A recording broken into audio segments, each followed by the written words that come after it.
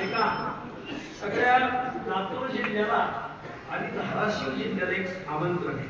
आमंत्रण माझं नाही, आमचं संत श्रेष्ठ ज्ञानेश्वर महाराज संस्थान आळंदी नेवासा, संत श्रेष्ठ नामदेव महाराज संस्थान पंढरपूर नरसिंह, संत श्रेष्ठ तुकाराम महाराज संस्थान देहू आणि भंडारा, या 6 संस्थांमध्ये ठरवलं की चालू वर्षामध्ये ज्ञानोबा प्रगट होऊन 750 वर्ष पूर्ण होत. त्याला सप्तशतकोत्तर सुवर्ण महोत्सव म्हणतात. सुवर्ण महोत्सवी वर्षे माऊलीचं म्हणून संस्थांनी अवघ्या 15 दिवसात 22 किलो सोन्याचा कळस चढवला.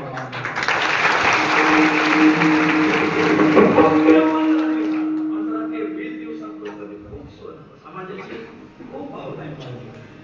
750 वर्ष माऊलीचे.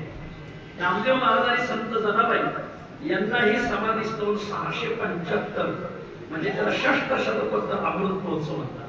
आणि आमच्या जगद्गुरु तुकोबरायाचा 375 सरत आलेला आहे. तर मग हा उत्सव महाराष्ट्रात खूप गाजला. 6-7 उत्सव झाले. त्यातला एक उत्सव आता येत्या जानेवारी महिन्यात भंडारा डोंगरावर साजरा होतो. काही लाखांनी लोक आहेत त्या उत्सवात. खूप मोठा उत्सव आहे. 23 जानेवारी ते 31 जानेवारी 22 जानेवारीला मुक्कामी यायचं भंडारा डोंगर. खूप मोठा उत्सव आहे बाबा, खूप मोठा उत्सव आहे. आपण सगळ्या मंडळींनी त्याचा लाभ घ्या.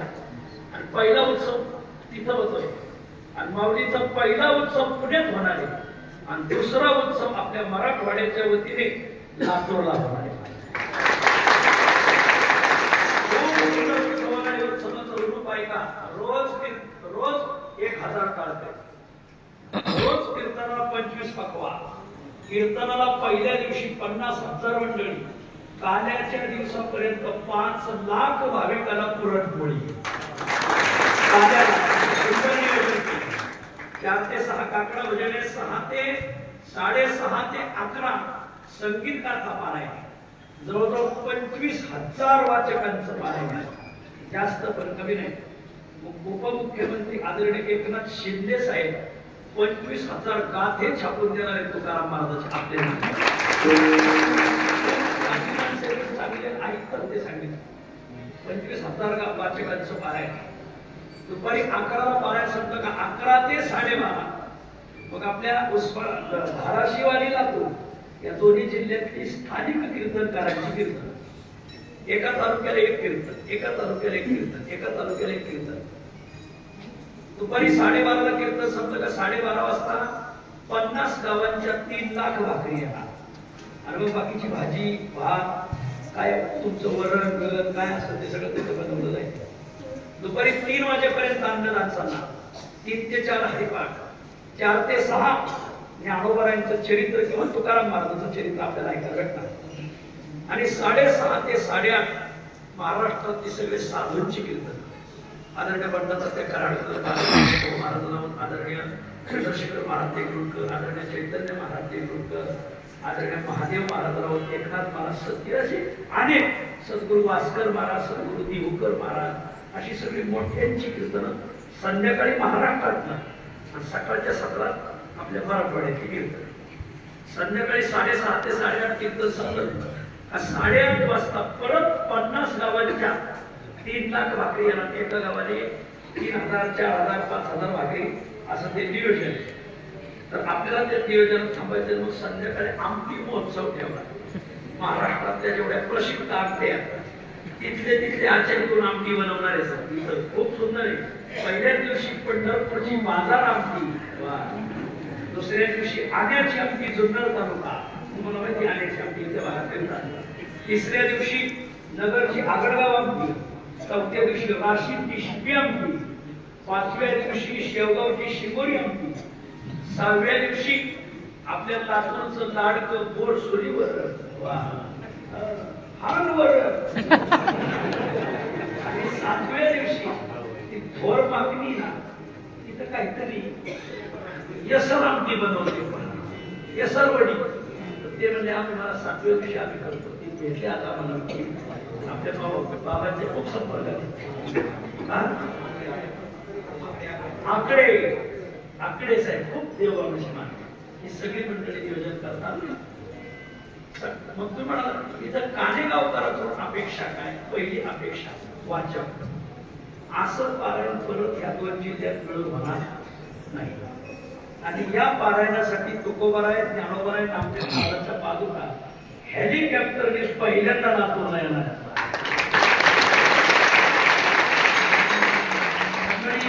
हेलिकॉप्टर यायला तयार मी हेलिकॉप्टर करतो पण संत इथं आलेच पाहिजे. आणि मग एक स्वतंत्र मंडप आहे. पादुका येणार आहेत 21 फेब्रुवारीला दुपारी 3 वाजता. तर मग पादुकाची मिरवणूक ठेवलेली, मिरवणूक दिली नाही. 375 वर्ष तुकोबर आले म्हणून मिरवणुकीत दिंडी निघणार. दिंडीत पुढे 375 पताका. त्याच्या पाठीमागे 375 महिला तुळस घेऊन, त्याच्या पाठीमागे 375 महिला कळस घेऊन, त्याच्या पाठीमागे 375 पाकवाजे प्रभुत्व 375 पाकवाजे, त्याच्या पाठीमागे 375 टाळकरी, त्याच्या पाठीमागे 375 चौदा दंड घेऊन सगळ्यांनी जायचं आपल्याला. त्याच्या पाठीमागे 375 चौदा झाले, 375 कीर्तनकार भेटे वाचला. त्याच्या पाठीमागे 375 तुकाराम नावाची माणसं. दोन्ही जिल्ह्यातून शोधायची सगळे रामपादच आहे. त्याचं नाव तुकाराम, ते सगळ्यांना बोलवलं जायचं. त्याच्या पाठीमागे 750 ज्ञानेश्वर नावाची माणसं. त्याच्या पाठीमागे 675 नामदेव नावाची माणसं. फक्त 675 जनाबाई भेटणं अवघड. त्याला कमारा पडा नामदेव खूप येत, ज्ञानेश्वर खूप येत, तुकाराम नावाची माणसं खूप येत. आणि मग या पादुका नामदेव महाराजांच्या, ज्ञानोबारायांच्या आणि तुकोबारायांच्या अशी वाचत गाणं थांबणार. हा उत्सव करायचा म्हणजे त्याला खूप जागा लागेल. आणि मग आपल्या नातर पासून MIDC जवळ खंडापूर MIDC म्हणतात. हा खंडापूर आणि नवीन मार्केट यार्ड, तिथं जवळजवळ 375 एकरचं पटांगण. काय योगायोग आहे बघा. 375 पटांगण, 375 एकर खाली पटांगण, मोकळं पटांगण. मग त्या पटांगणात एक मोठा मंडप उभा केला जाणार. तिथं पादुका थांबणार आणि दर्शन बरे आपण सगळ्यांनी दर्शन. आपण इथून 500 किलोमीटर जातो. आता तेच आपल्याकडे आले म्हणून आपण सगळ्यांनी हजर राहायचं.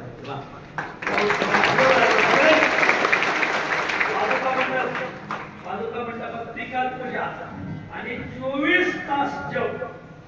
24 तास तुकाराम ज्ञानोबा तुकाराम आणि नामदेव झाला.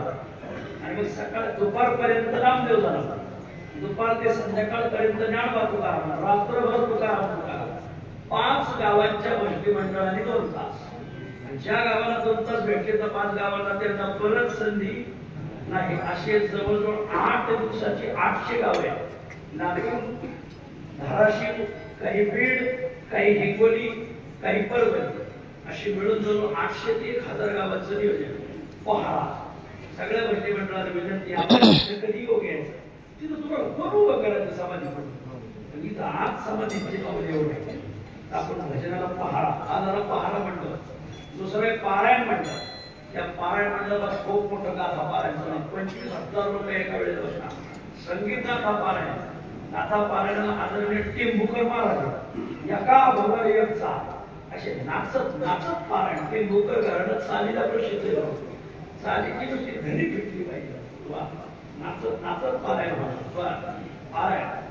बर दुसरी गोष्ट आणखीन एक मंडप राहणार की त्या मंडपात मात्र अन्नदान चालू राहणार. पारायण झाल्यानंतर मग या दुसरा एक मंडप राहणार त्याच्यात कृषी प्रदर्शन. मराठवाड्यामध्ये संत ज्ञानोबा तुकाराम पहिलं कृषी प्रदर्शन भरून राहिलं. कृषी प्रदर्शन आहे. स्वर्गीय अमके अमके वैकुंठवासी तमके तमके पाहायला गेलेले वैकुंठवासी म्हणून ज्ञानोबारायचं तुकोबारायचं नावाने पहिलं कृषी प्रदर्शन शेतकऱ्याला परमाला कुठं घडला पाहिजे पण शेतीविषयी काही तंत्रज्ञान मोफत खायला भेटलं पाहिजे. 8 दिवसाचं पहिलं कृषी प्रदर्शन भव्य दिव्य असं प्रदर्शन होणार आहे.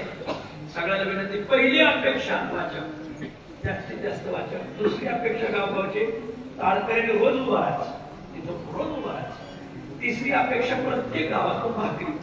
कानेगावच्या महिला मंडळी भाकरी करून देतात.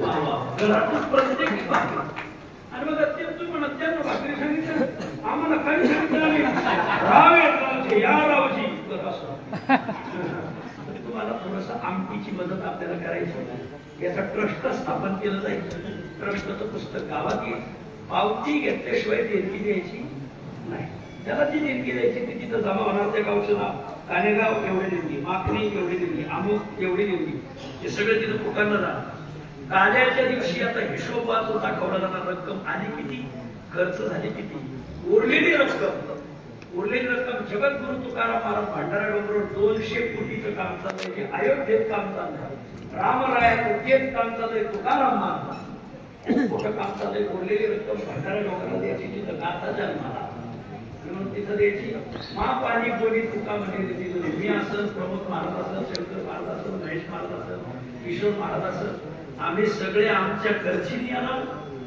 आमच्याच खर्चीने येणार काही 8 दिवस खूप बदलायचे देव काही वर्षभर देत नाही का आज मी 2 कीर्तन केले तुम्ही मला तसं पाठवलं का तसं पाठवलं वर्षभर लोक आपल्याला देतात त्या तुका म्हणे म्हणून देतात त्या ज्ञानदेव म्हणे म्हणून देतात सामान्य म्हणून देतात किशोर महाराज सगळ्यांना एवढं 8 दिवस माऊलीसाठी गोवाऱ्यासाठी आणि नामदेव महाराजांसाठी तुम्ही सगळे सहकार्य करता का आपल्याच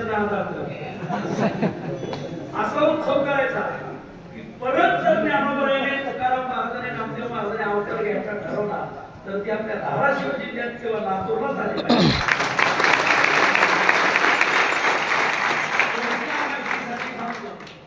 मी मूळचा धाराशिवचाच आम्ही पुढचे तुळजापूरचे कदम येतो तुम्ही आम्हाला काढून दिलं असं होतं आमच्या पंजोबा जुन्या काळात साथीचे रोग यायचे परकीय टाकलं स्वातंत्र्य पूर्व काळात आमचे पंजोबा नगरला गेले आणि तिथं थांबलो पण आम्ही मूळचे धाराशिवचे येतो म्हणून परिसरात पण म्हणा का बाहेरून आले इथलेच आहे तुम्ही बाहेरचे ना